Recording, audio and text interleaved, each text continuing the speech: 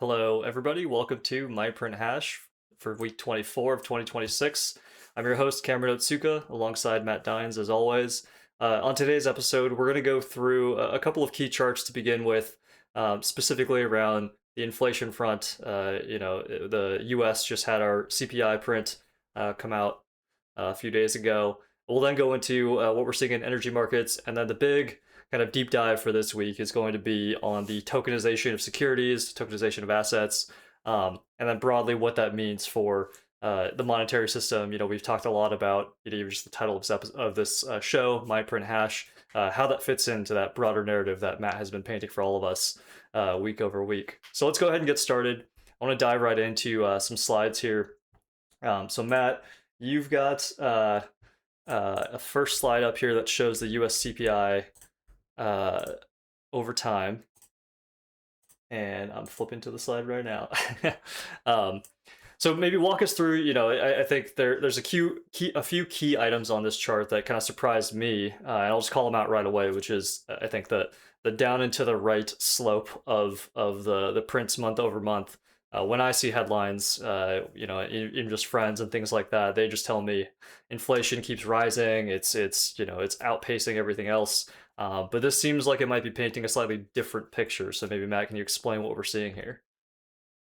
Well, your friends are definitely right. The CPI inflation is rising, but I think we want to take a bigger picture context and say which currency and banking franchise from the U.S. perspective versus rest of the world is that purchasing power loss going to hit over the longer term as this impulse. You see it on the charts there, starting with the March print, the big one that came out of the Iran action, Epic Fury, the closure of the Strait of Hormuz, all of that. And what we're trying to get a sense of is how this thing is working itself out. So I'm gonna explain to you how I see it. And in the reports we got today or this week, as well as some central banking activity heating up on the interest rate and the monetary policy front. So the impulse, as you noted, Cameron, that's key. This is above target elevation. This 2% target rate of CPI inflation. Just throw that out the door. It doesn't even matter anymore. It's not in the Fed's control. Like the structural changes going on within global supply chains and then global financial system like payment rails. The Fed has something to do with the latter and the future iteration of the dollar, as we talk about on this show.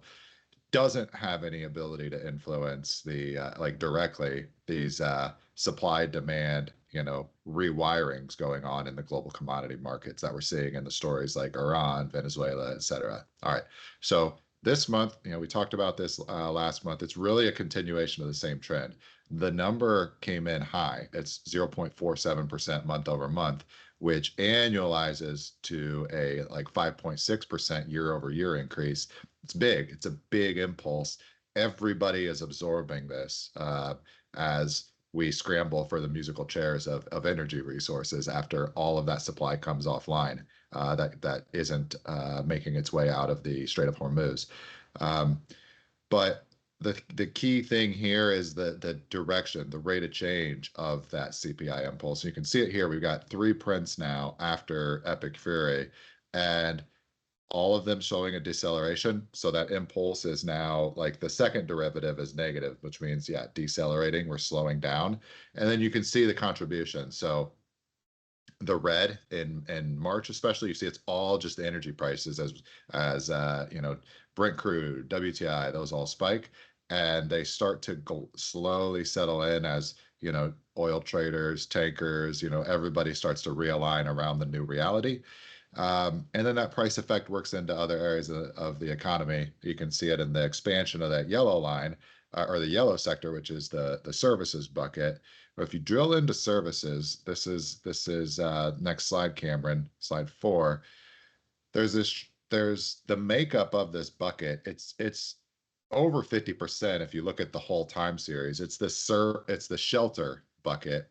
And the biggest component of that is owner's equivalent rent, which is just a survey. It's not actual housing prices. It's just, hey, what they go interview homeowners. They say, hey, what what would you rent your house out to, uh, get you to leave it and go find other shelter. And it's just like people write down or respond to a survey, and we publish this as inflation as though it's a true reflection of prices. My point here this month. So, number one, the yellow bucket for transportation, it's not a meaningful contributor, but this impact in April and May, especially where we talked about in the PPI numbers as they came in, the transportation effect as everybody bid on the existing kind of inventories that are in warehouse of goods or for goods, and then the cost to move them from point A to B, like move them from the warehouse to the final consumption center. That transportation sector, is kind of an energy, one hop downstream from the energy spike itself.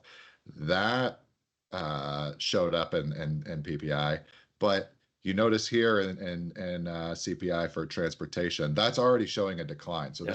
this is reflecting like your gasoline prices, all of that. There's no impulse there anymore. It's going the other direction.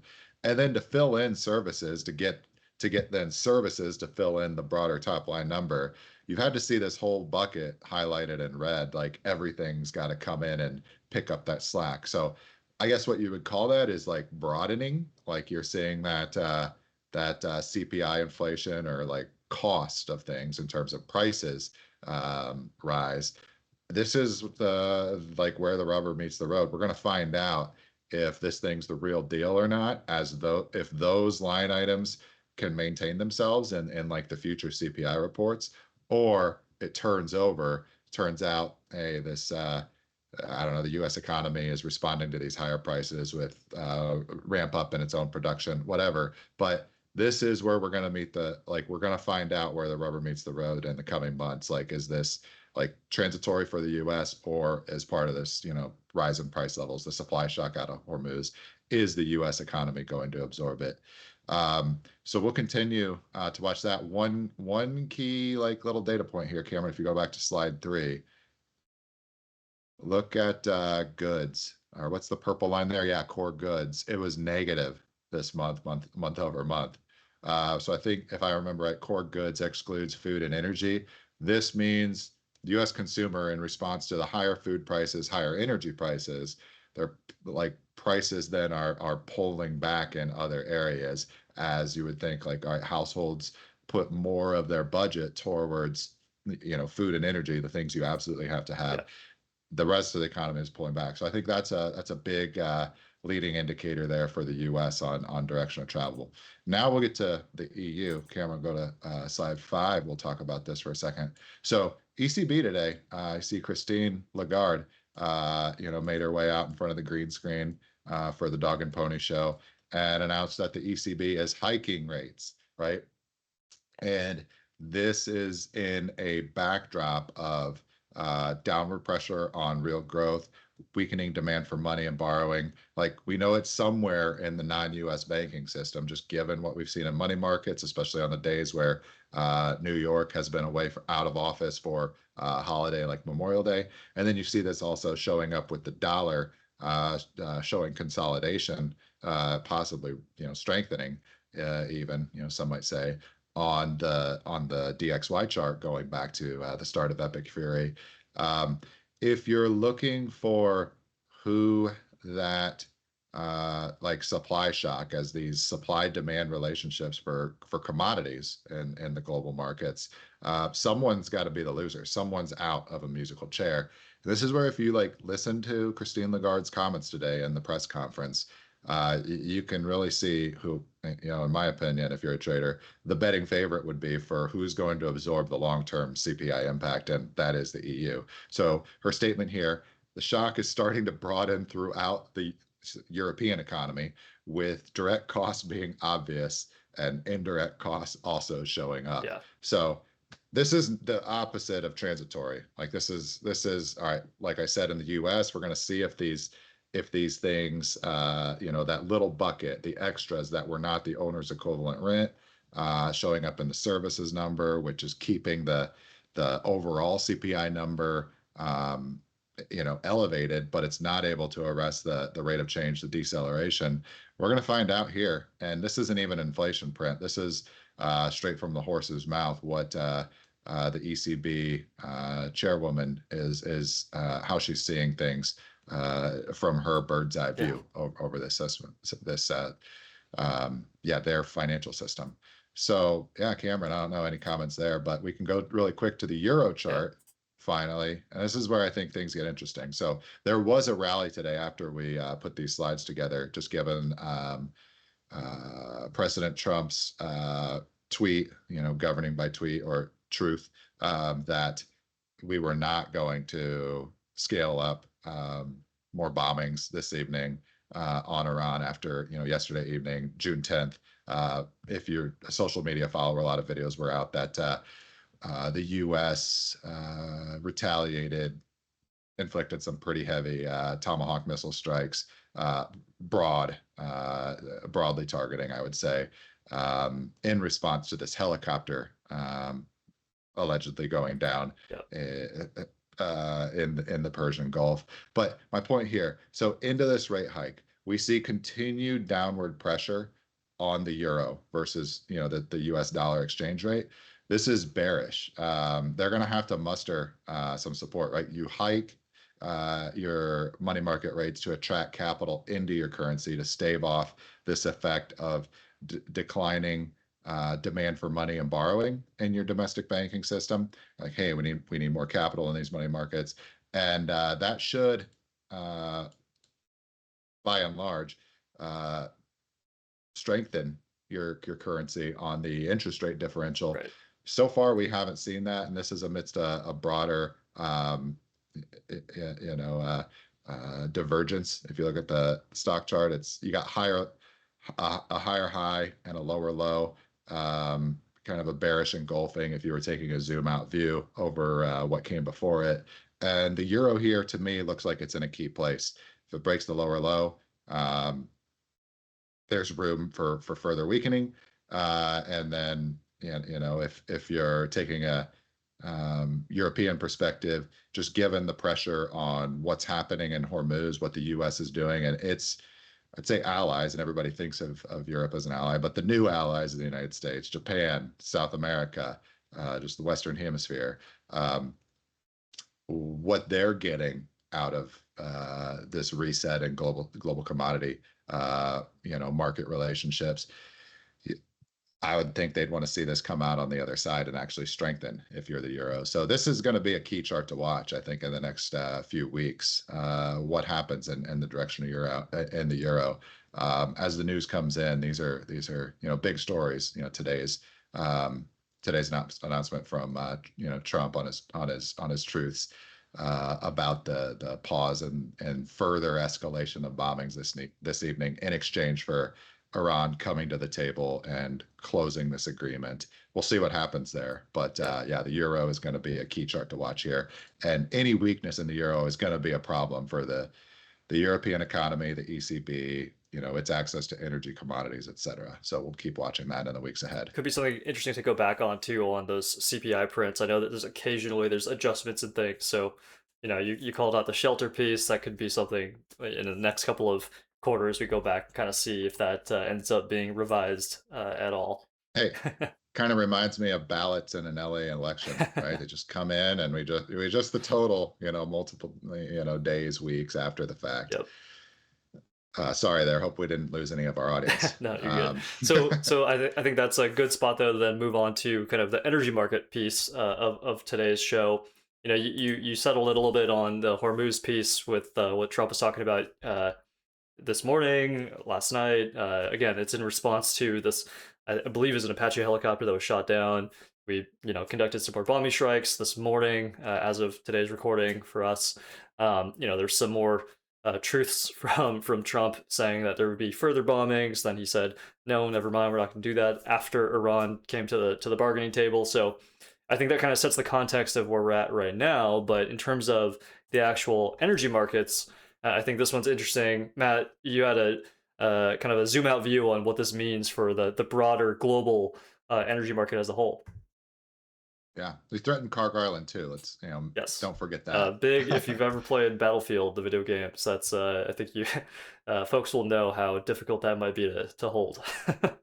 I know that Cargill Island, Ketchum Island, those have all been floating around in I think the geopolitical commentary space, but Yeah. this might be the first time he threw it out there himself. Yep. Correct me if I I'm think wrong. We'll that's check the correct. Yeah. record on that. All right. So, all right. We all know this is taking under a broader backdrop of the Hormuz reshuffling of energy markets and relinking production and consumption ties. That is the whole point of this operation. But I want to focus here on U.S. Department of Energy data. We're now seeing what's happening kind of get reflected into our own, government data sources. All right. So you see this in the EIA reports. So U.S. Crude oil exports have surged. This is the tweet coming out of weekly U.S. exports. It hit about, or it actually exceeded 6 million barrels per day since Iran. So something's going on here. So what's happening as that available volume of exports from the Persian Gulf producers just dropped off? Global prices had to rise, right? Everybody's scrambling after a chair as the music stopped in the game of musical chairs. And since oil is a global market, that like 40 to 50% price spike, like Brent crude, WTI, everything, that pulled consumption out of the US market. So what happened, this is getting clear, right? This is why you're paying a higher price at the pump.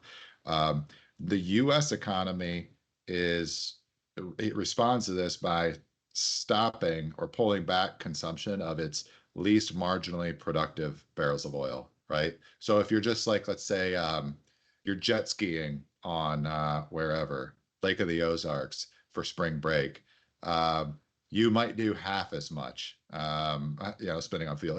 It's different than say diesel fuel or other fuel for transportation of goods going into say building a new industrial facility, an AI data warehouse, or just moving goods from A to B in the economy. So that stuff, the base layer stuff, that's very important. That doesn't stop, but like your jet ski on Gulf Shores, Alabama or whatever, you pull back on that I mean, consumption. an All right. anecdote for me specifically is I just started taking my e-bike down to the library, right? Like, I mean, that's a short drive. I could have done that with my car, but why pay for the Yeah. gas? So, yeah.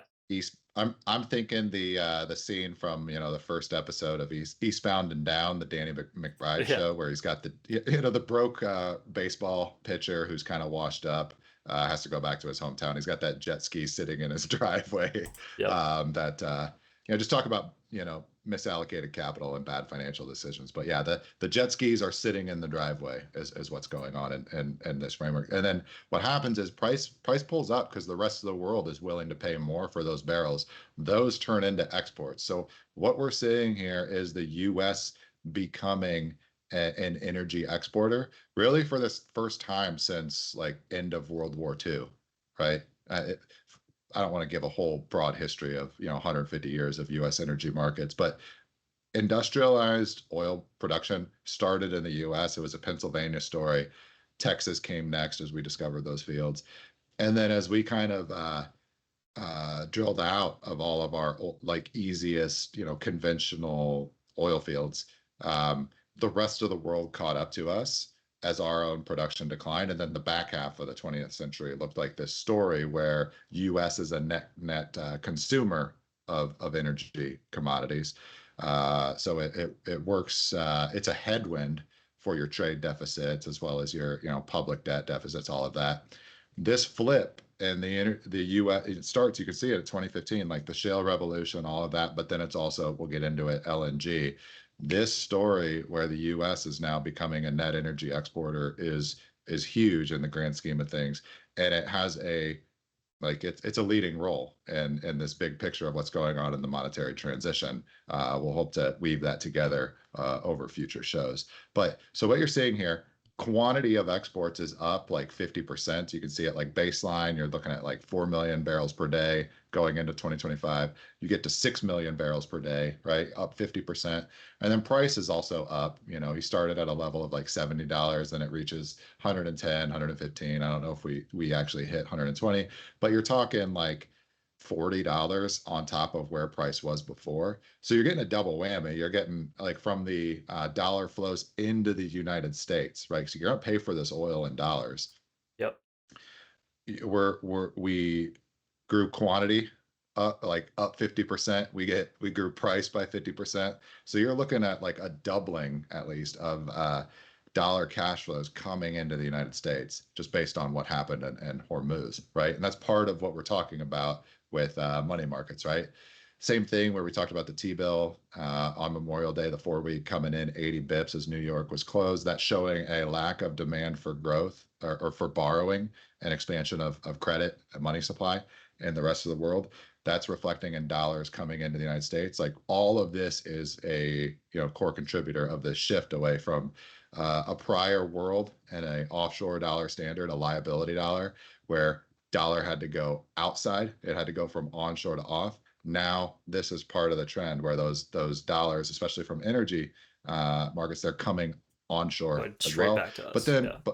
but then also to your Western Hemisphere, new players in your orbit, like say Venezuela, right? So it's going to reap the same, tailwind benefit that the, Southeast United States or our other oil producing regions in the United States will benefit from this kind of underlying transition. All right, so high commodity prices, like they are their own cure in the short term. They eventually burn themselves out by slowing global growth, just because households, businesses under higher oil prices, their own marginal economics, like they'll pull back on the build out of you know new industrial facilities, all of that. They'll stop using their jet skis too. Um, the, the jet ski is an American thing. I'm pretty sure that's American culture.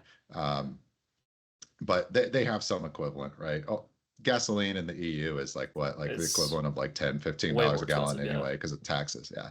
All right. But this primary trend remains in place. So even as that natural impulse, this CPI inflation spikes in March, April, and now it looks like it's coming down. Like we're on the decelerating end of the United States. This whole transition of the U.S. turning into a net energy exporter, this has legs. So it's the part of the bigger primary foundation that we're riding upon, in my opinion. And you see it in the stories, like the headlines, where the old kind of ties, the institutional structures, NGOs, et cetera, like UAE leaving OPEC, right? Yep. That's part of this transition. They're coming out of the old orbit into the new. Same thing with Venezuela in January, coming closer into the U.S. regional orbit and sphere of influence. It's all part of this broader development. So Cameron, slide 8. We won't go too deep into this, but like where the rubber actually meets the road. So it's U.S. LNG exports. So like on the left chart, you've got all of the different, product lines: crude oil, natural gas liquids, petroleum products, and their contributions. Like above line is imports, below the line is exports, then the yellow is the net. You can see the actual like net on the yellow. It's really driven by the natural gas liquids, these LNG terminals, popping up. Your trade partners. This is energy exports that would come out of the southeast, the Gulf of America, and they're going to go. They can go westward towards Southeast Asia, and that's the growth market of the 21st century, or they can go east, cross up the Atlantic, make their way into Europe. Right now, if you look at the right, that light blue, where the consumption is going, it's towards Europe. And so this is part of that story where Christine Lagarde is saying, "Oh, this is our price inflation, our CPI inflation, higher prices, higher costs, it's showing up, it's broadening in the rest of the economy. Somebody's going to win this tug of war." It's when it comes down to it, the way I frame it, it's New World, Western Hemisphere versus Old World, continental Europe, maritime trade routes set up starting with Columbus in 1492. In the financial system tied to that. Where is the center of gravity going to reside? This is that story playing out. So, and then if you think about this from the story of what's the pipeline from Russia to Germany that got blown Oh, up? Nord Stream. Nord Stream 2. That's right. Um, So think about that pipeline, and you're in an existing framework up until 2022, where these oil and natural gas imports were primarily flowing from Russia, from Siberia, from the Baku, all of that, towards and making their way into Europe. Um, that was a power imbalance where you're dealing like one side of the war or on the tug of rope, you've got like completely mismatched, I would say, economies, not from a resources standpoint, but from a financial system standpoint, right? Sure. Yeah. Europe looks bigger, right? Because they have this like central authority in this old offshore dollar system with like say the BIS or London's role or Frankfurt's role. And so that allowed them to like just muscle Russia post Soviet Union collapse for cheap oil prices, commodities, etc. That relationship is like I want to say like falling apart. It is falling apart. It's out of it. They're going to Yeah. war, right? Yeah. And that's only looking to broaden. You're seeing EU attack St. Petersburg from NATO soil, right? Um, so that whole EU Russia situation where Big Brother could just beat up on his little brother for commodity access, which is the base layer collateral of an economy, that doesn't exist with the US and EU. Like it's if we could get like beaten up by continental Europe, I'm talking about the American colonies, it's like, all right, you kind of beat up on us throughout, the 1800s as we were still small, getting off the ground. But at some point, we crossed the line. And it's like you just can't beat up little brother anymore. We're probably 100 years at least past that point. So the power structures that allowed the old continental order to kind of influence or wrestle against its little brother, those things, the financial kind of system, the framework, that's all in transition now too, and that'll be our next story. I just want to go through the notes here. Yeah, so I just want to call out that dynamic between like continental Europe and Russia and this war or this collision they've been at, like going back at least since like Catherine the Great, probably before. We're talking hundreds of years. You don't have that same big brother little brother effect here when you're dependent on the US, and I think Yeah. that is only like it's obvious, but I still think we're only just starting to accept that fact when I'm talking about like broader markets and consensus more Yeah. broadly. Western media, all the above. All right. So the last thing, I just had two headlines here. I want to juxtapose because I think it reveals, one side versus the other. Look how these two sides are describing the export traffic that is, still moving through the Strait of Hormuz. So on the left, you've got this outlet called The National.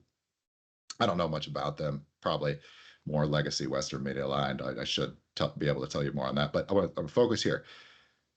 The headline highlighting that the insurance costs before and after Epic Fury on Feb 28th are now 4,000 times higher, right? So this is what this is saying is your Lloyd's of London, maritime shipping, all of that. They're elevating the cost to insure, a vessel moving from Persian Gulf to getting oil to market rest of world. Versus you juxtapose that with Trump on the right, these statements he made yesterday, and I'd say the media kind of lost their mind over this. One element of it specifically being that he stole 100 million barrels of oil out from underneath the IRGC's nose. It seemed like they took a particular problem with that. But anyway, Trump said yesterday, President Trump in his statements yesterday made a claim that we've extracted more than 100 million barrels of oil of tankers transiting the Strait of Hormuz, turning transponders off, safely, making that passage and getting that oil into broader markets. And that's 200 ships. So that's 200 round trips in, I don't know what time period or when this started. But my point is, all right, that is not anywhere close to the total, capacity that's been moved offline since Epic Fury began. But that's a meaningful amount of traffic to be making it through. And to do so safely kind of just flies in the face of what you're seeing with the headline on the left that, oh, this is too risky, you can't insure it. So one of these sides of the trade has to be wrong. Either it's too risky or it's not. either the traffic will continue to have to crawl to a fraction of its former levels, or these insurance premiums need to come down. And we're going to break one way or the other, I think, is how this is ultimately going to have to go. This tug of war, it's too important, right? If CPI inflation is rolling over in the U.S., it's reflecting, slowdown in real world growth. What the world needs is cheaper oil, and in that case, or lower cost energy. And the pull from the rest of the world, that financial incentive, is ultimately, in my opinion, what's going to win out here. So it's still a tug of war. One side hasn't taken the rope and pulled their opponent off the position and won, but this has to settle out one way or the other. So those two headlines, it's revealing like they're describing two totally different realities, is how I saw it. Sure. All right, Cameron, that closes that one off. Let's go to our last Yeah, topic. so let's talk about tokenization. So this one, I think we've got this first slide here, which shows kind of a chart over time of tokenized equities, tokenized stocks. There's been a lot of talk. We're definitely Bitcoiners from the Bitcoin space.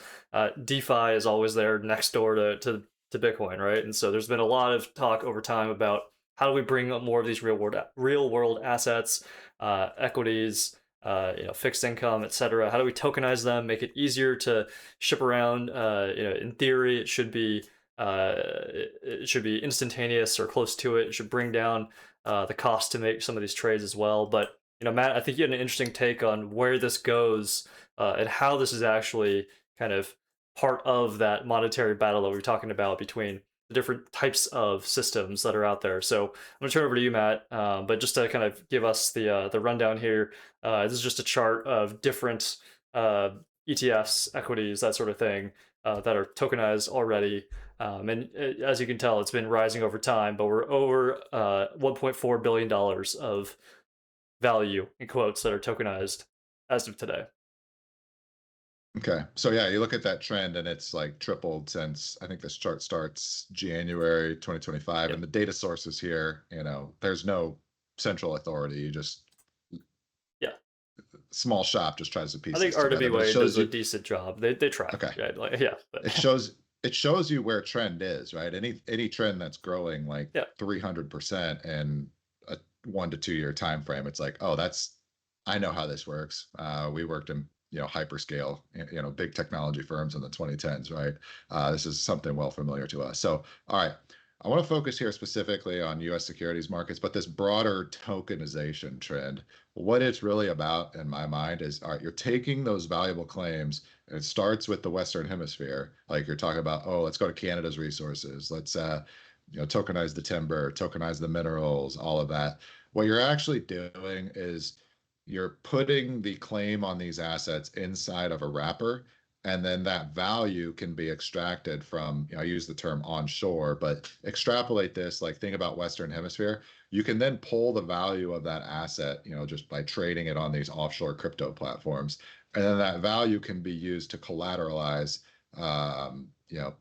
monetary creation, dollar creation, these, staking, DeFi, yield farming type of protocols. All right, my point here, I want to specifically focus today on US equity markets, right? What this is really about, the tokenization, as I read it, we're putting claims on these valuable Western Hemisphere real assets. And it doesn't have to be just Western, like it could be the Russian commodities, right? Like $75 trillion is some of the numbers I've seen thrown out on what is the actual mark-to-market value of all of the natural resources that Russia is sitting on, that legacy financial systems would love to have pulled into the collateral on their own fractional reserve scheme. All right. So what's happening here, in my view, you're siphoning off value and being able to pull that collateralized and offshore platforms value, right? And that value then is then that activity leaves the domestic financial system or its economy. Right. All right. So yeah, so we see this trend. It's 300%. This is real, and it tells you like where the puck is going, and my opinion. So what's happening as it stands right now, the early platforms out the gate are all going to be like crypto spin-ups, right? Like very loosely regulated, probably mapping as you look into, they're like, oh, this maps to British Virgin Islands, Caymans, et cetera, one of these offshore money center or secrecy jurisdictions. Uh, but the US capital markets players, like the legacy institutions, they know this trend is coming. So you've seen in the last like 2 years, they're getting ready for this. So the natural defense to fight this trend, if you're the United States, or just more broadly, think about them as the Western Hemisphere's like regional sponsor, is to adopt this blockchain style infrastructure themselves. So what you need is faster settlement, more efficient back office operations, and then you got to be able to match feature product like the product features that these platforms offer, like 24/7 trading, and then settlement times reduced as close to real time as possible, right? Yep. And then what's going to win out now? The U.S. has, in this arms race, apples to apples technologies, all of that, and products to meet what you're seeing on that chart. It's only $1.4 billion, which is one small cap equity at this point in US capital. It's like a Russell 2K, Yeah. number 800 out of 2000 or something. But where the trend goes, if you keep doubling every year for 5 to 10 more years, you can see it's like, oh, this is where the market's heading, and this is where the prize is. All right. So you see this in the headlines. So 2025, you saw the back end players like DTC, the NSCC, and then the SIP with Market the data providers. yeah, yeah, exactly, that are the kind of the backbone that U.S. capital markets and exchanges and brokerages are all built on top of for settlement and custody services. Um, and then in the last few months, you've seen like the next level up, the exchanges themselves. So NYSE, NASDAQ, CME, et cetera, have all started to signal their readiness. And they're like, we're going to launch this 24/7 trading. It's, when is the date? What's on the project roadmap? But it's like, this is going to happen way faster than all of us, I think, are broadly even aware to right now. Like it still isn't baked in. And just for comparison, to tell you how fast this is moving. So I want to say it was 2022. Corporate bonds used to trade T+2 settlements. So if I traded a bond today on Thursday, we technically settle 2 business days away, which is technically next Monday, right? This is the way bond markets have traded. At some point we moved to T+2. It's probably been like 40 years, that the whole market has operated this way. 2022, we brought down corporate bonds from T+2 to T+1 and matched the T+1 settlement that the U.S. Treasury market has operated on. But that was like, to go from T+2 to T+1 settlement in 2022, just like 4 years ago, was a huge deal for the back end, the back office side of the U.S. financial services industry. Just to tell you in context, within like a year or two, we're going to have this real-time 24/7 settlement available. So like the speed of this, like if you think about transitions gradually then suddenly as you're moving up that S curve, we're still like, I don't know, just traveling up the first part of that S curve. But like when it happens, it's going to be like, it's gonna change things very quickly. In my mind, is how this looks like it's developing. Yep. All right. So this is a key battle in the broader capital war that we're talking about as this big geopolitical, power shift, this transition of the post World War II order, all of that is taking place. And the U.S. capital markets, New York, can't afford to lose this. It's too important not to. So they've clearly been monitoring the situation for, some time. They're not asleep at the wheel anymore. This is coming, and like they're well on top of it. So that early chart of the RWAs, specifically security tokenizations, U.S. domestic capital markets, like they're not going to fail here to the typical, innovator's dilemma problem where challenger comes up, disrupts from below. It's like, no, they're going to integrate these, call them blockchain technologies. I don't like using that term because there's only one sound and solid public blockchain, and in my point of view, we'll just get into this later. But yeah, think about this as like private closed-end blockchains, and they're building on top of that. And one of the main reasons that we could only do T+2 settlement and corporate bonds, just 4 or 5 years ago, is the systems were just old, archaic, 40 years, 50 years, put in place and past their useful life. And now the industry is building on these new rails.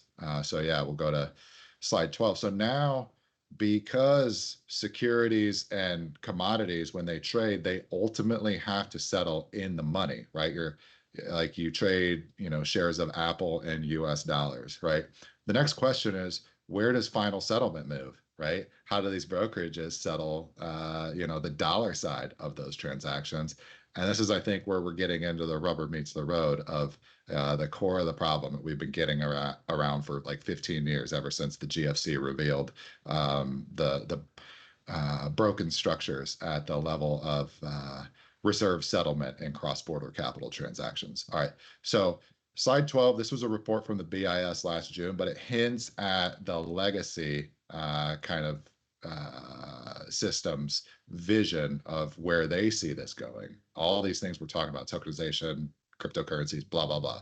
So this report imagines these tokenized platforms where central bank reserves appear as the settlement foundation, right? So we've talked about the difference between the ECB's route going a CBDC as a public reserve money, right? The settlement good, or the base money at the core of your monetary system, is something that the private sector doesn't have access to, right? It's an outside money. It sits outside of the access to households, businesses, et cetera, versus the stablecoin route plus Bitcoin, right? Stablecoins, your private money issuance from a commercial bank or a regulated entity. Genius Act put that framework into place and made it law of the land. With something like Bitcoin, or it could be vault gold, whatever, but it's an inside money. It is inside the hands of the private sector. So you see the BIS, they're telling you this is their core business. Like, they're trying to staple on the old framework onto the new and say, no, you're just going to need these central bank reserves to go along and settle money on these things you're building, guys. You need us. So tokenized central bank reserves and their framework would support the final settlement of like private monies coming out of commercial banks or regulated trust issuers like Circle, USDC, all of that. And then they say specifically tokenized government debt. So what is tokenized government debt, right? Well, we've already done that in the US with the stablecoin, right? You got the stablecoin dollar under the asset-backed definition sitting on top of the Treasury IOU. So we've already solved our way around part of the problem here in the United States. And I just want to put this into context.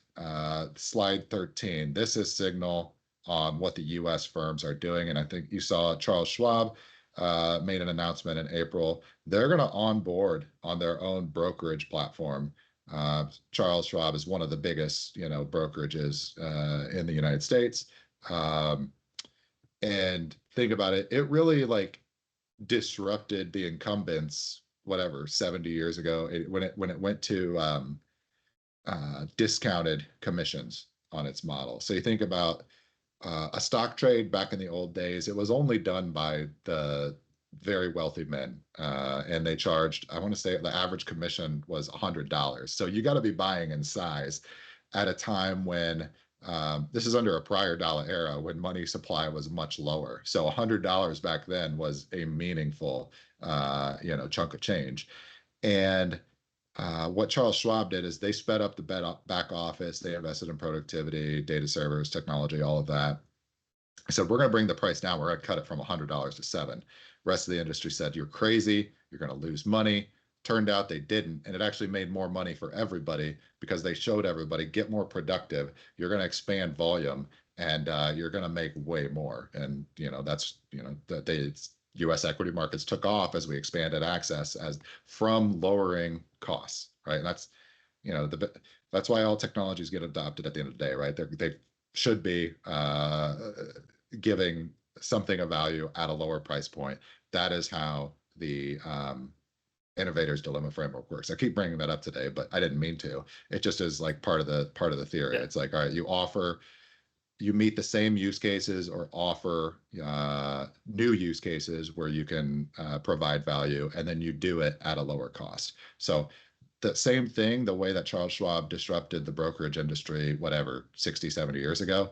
Uh, this step to bring Bitcoin in, I see that as cut from the same cloth, right? Because what is Bitcoin? It's this open reserve settlement solving this Byzantine general's problem. But instead of a centralized counterparty, you now have no trusted central intermediary. So we're not going to move to a world where your Apple shares are going to be priced in Bitcoin, tomorrow.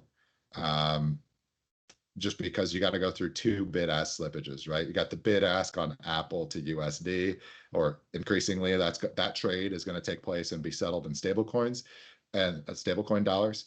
And then if you wanted to price it in Bitcoin, you'd have another slippage with the bid ask on Bitcoin to those same Genius Act stablecoins. So you're paying a bid ask twice, so it wouldn't be the most efficient in my framework. But as this process goes on, and if we keep, checking off milestones on this vision, you can see this monetary transition as, the Scott Bessent framework is laying out. What's coming next? Stablecoin reserve. Well, what happens when you have a stablecoin reserve? Oh, now we can start indexing the dollar and moving down to peg to that as a real asset, or it could be gold, could be whatever.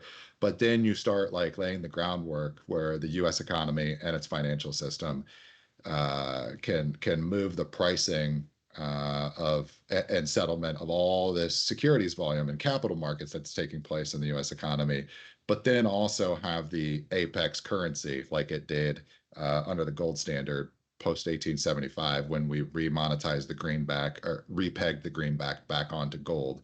And then it was just like golden age, right? You get into the Gilded Age, robber barons industry, all of that. So I think that's the way I see this shaping up. But this real world assets, the tokenization, what the U.S. financial industry is doing, it's part of this story, the monetary transition that we're trying to describe on a weekly basis as it unfolds. But I would say the big picture story here, as I'm reading it, the new world of the Western Hemisphere. This is like a multi-century story, right? Where these colonies, they're now standing up for themselves, and they're not colonies anymore. They're sovereigns, right? Yep. And they're taking that power away from the old continental order, the BIS's central, clearinghouse for the central bank-based, monetary cartel, really established the legacy liability-based dollar framework. All of that is under transition. It brings us back to that first topic where we started out. What would you be looking for signs of who's winning this tug of war? We talk about tug of wars often. I think about stock charts as exactly that. When you're looking at who's winning the bulls or the bears, think about it. The purchasing power erosion has got to hit somewhere, right? Like the loss of a production market or access to oil inventories or commodities coming out of the Persian Gulf. That shows up in the nation state, or EU is beyond a nation state. I don't even know what you call it, a super sovereign NGO, whatever, Yep. the EU SSR. But the purchasing power loss in this currency would be a sign that this shift of capital markets center of gravity. We don't talk is it going to New York? Is it going to Shanghai? We'll talk about that later. That's about everyone. But I think what we can say right now is the horse that's immediately leaving the barn right in front of us is that center of gravity is leaving continental Europe. It's leaving Basel, leaving Frankfurt, leaving London. That looks like the near-term horizon. We'll talk about where it goes later as the who takes up that future center of gravity. But for right now, we know I would say my conviction, high probability. It looks like that center of gravity. It's leaving continental Europe and the old world. Well, with that, So yeah, yeah, I was gonna say, I think that you summed it up perfectly right there. And I also want to call out, I feel like our set of topics for this week, they really felt like they all intertwined and really pushed forth that my print hash narrative that we've been talking about. So hopefully all the audience agrees with me there, and they kind of see all these different threads coming together a bit here, especially with this tokenization piece, which I think for me, personally, I didn't fully understand, how all of these come back to those monetary rails quite as clearly as you put it together there, Matt. So again, thank you. Yeah, thanks. Well, great. Thanks. I was just going to Yep. say last comment. I was talking on a thread of market participants. We were watching the action just in the last 24 hours coming out of Iran, the bombings, the apparent truce today that we're going to pull back on that action tonight for further escalation. In a reported commitment that Iran has agreed to sign this agreement. Um, I framed it to someone who's like, this feels like it's coming to a climax, but it may just be this is 2026 and it just keeps going like It's up gonna from be here. back and So forth. Yep. it's it's a crazy time. But yeah, hopefully we're providing a grounding like at the foundational level, how you can think about this and I guess read and react and keep your bearings through these crazy times. And I did want to call out. So Matt was on the last trade, I believe, yesterday. So please go ahead and watch that. It's from On Ramp Media. If you look at their X and YouTube, they should be right there. We also shared it from our MyPrint Hash X account as well. So hopefully you enjoy that as additional content alongside MyPrint Hash. But thanks as always. That's our episode for this week. Follow us on Substack, YouTube, X at MyPrint Hash. Follow Matt at Levered USTs. And he's also got his Substack going as well. Again, under that MyPrint Hash header, but please go ahead and read his article he's published, and I think he's put some good words down for everybody to better understand what's going on here. So with that, see y'all next week.